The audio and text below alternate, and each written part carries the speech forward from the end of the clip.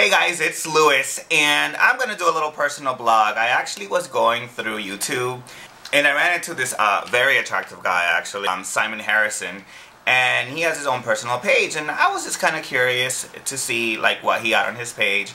And there was a 3-part story about long-distance relationships.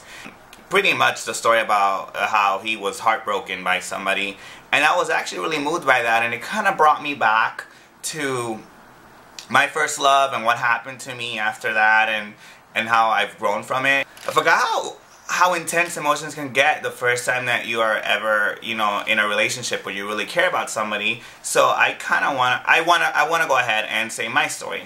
So my story starts when I was 21, and I met this guy that was friends with a club owner that I knew, and initially though, I'll tell you, I did not find him attractive at all whatsoever. But the guy went ahead and he pretty much, tried to like win me over, and he would flirt with me and stuff like that, and I really wasn't at all interested in him. I didn't really see anything attractive about him at all whatsoever. One thing he did have was charisma, and he pretty much won me over somehow, and we started dating. Now, he was a perfect gentleman for the first month or two. He was actually very attentive. I remember specifically that one time where I know I started falling for him was that we were out somewhere and he was like getting me a drink or something, and he just turned around, looked at me and went, and I thought that was the cutest thing, and I was like, wow, this guy's actually pretty cool. Nobody's ever done that stuff for me, right? So we start dating and everything's going great. He calls me every day, every night. He's coming over every day. But after a few months, all of a sudden, he wasn't calling me as much, or he wasn't coming over as much. There was times where he wouldn't even pick up the phones at night, and I'm over here thinking I'm going crazy. Like, what's going on here? Is there something? And I would ask him, because I'm always about communication. And I'd ask him, I was like, listen, is there something wrong? Are you not into me anymore? He's like, no, I really like you. How could you think that? You're crazy. It's that I've been busy with work. A whole bunch of stuff going on there. And I'm like, okay. But there were times where I would call him and he just wouldn't pick up the phone at all night. And I'm thinking that he's cheating on me, and then I start hearing rumors that he is cheating, and then I confront him about it, and he's just totally telling me that, no, you're crazy. So it was like everything was always turned around on me, that I was the crazy, obsessive, compulsive person, and that I was wrong with everything. A few months down in the relationship, he pretty much was kind of like hinting towards a threesome, and I was like, why would you want to have a threesome if ain't I enough? He goes, yeah, but you know what, if you really cared about me, you would. It's not that, I like you a lot, but I also want to experience different things and all this other stuff. And I was like considering it, and I was like, wow, maybe I should do it, and I was just trying to do the best that I could to actually, do the best for my man. And the thing was that he would also insult me a lot. When you have feelings for somebody, it hurts when they tell you you look fat, or if they tell you that, you're not as attractive as you used to be, or that you're stupid, or that, you're not man enough, or whatever it is, it really did hurt, and it was really causing a big issue, and it was making me feel really bad and sad. So when he suggested the threesome, I actually ended up agreeing to doing a threesome, and the reason why I did it was because I felt that if he went along with it, and I also saw him with another guy, that I would more than likely have to get over it.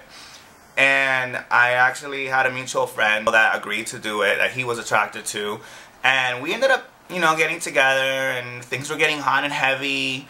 And as soon as things were getting hot and heavy, I started feeling really sad and really bad. And I left to go get some water, is what I said. And I pretty much cried my eyes out for like 10-15 minutes while they were doing it. My boyfriend didn't even bother to come out and even ask me like, hey, are you okay, what's wrong? Like, I knew that he didn't care about me the way that I did. And I remember begging him a few weeks before that, like, please let me go. If you don't want to be with me, just dump me, because I feel like you don't care about me, and I care about you a lot.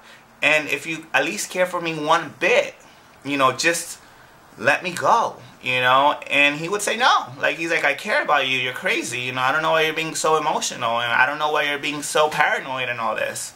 So after this hookup happened, 2 days later, he just called me. I was like, hey, listen, remember how you told me that you thought that you know, I didn't care about you that much. You know, after the threesome, I realized that, you know, maybe we shouldn't be together. And all I had to say to him was, thank you so much for letting me go, because there was no way that I could ever break up with you, because I cared about you a lot. And he's like, that's it? That's all you're going to say? And I'm like, well, what do you want me to say? It's like, I don't want to talk to you.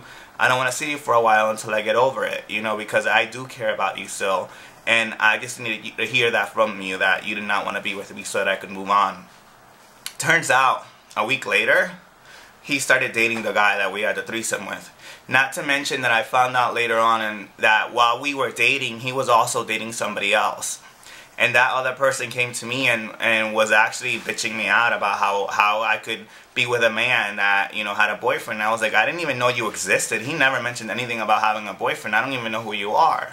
It just goes to show you, like, heartbreak sucks. And it's one of those things that you have to go through in life. And I cried, man. I was devastated for, like, I would say like 6 months. You know, I had a good control of my emotions, but sometimes it just blindsides you and it just knocks you out. And unfortunately, a lot of people end up closing themselves even more. And the lesson here, and the reason why I want to share the story, is because you just have to learn how to take chances. You know, the more heartbreak you go through, the stronger your heart gets anyways. So be better prepared to deal with the heartbreak or the disappointment if it does ever happen. I'm not saying that being in a relationship will make you happy, but there's some people that come into your life that are so great. And if you're so hung up on the breakup or on the negative aspects of what happened in a previous relationship, then you may never ever get to enjoy some of the beautiful things that relationships can bring forth. So, just want to let you guys know that, and it was really inspired by Simon Harrison. I really related to his story, and I really felt for him when I heard what he had to go through, and I just felt like I wanted to share my story and let you guys know that it does get better later on in life. It hit home. I've been there, man, and I just felt like it sucks, but you know what? That bad situation only opened up more doors for me as far as becoming a stronger person and being able to pinpoint people and to never doubt what your true gut feelings are telling you. Sometimes your heart can mess with your head, and you just have to learn to differentiate between the two, because you don't want to be overly paranoid about stupid things, but at the same time you don't want to be stupid even though you know some freaking crazy things going on with people. If you guys have any questions, feel free to ask me any.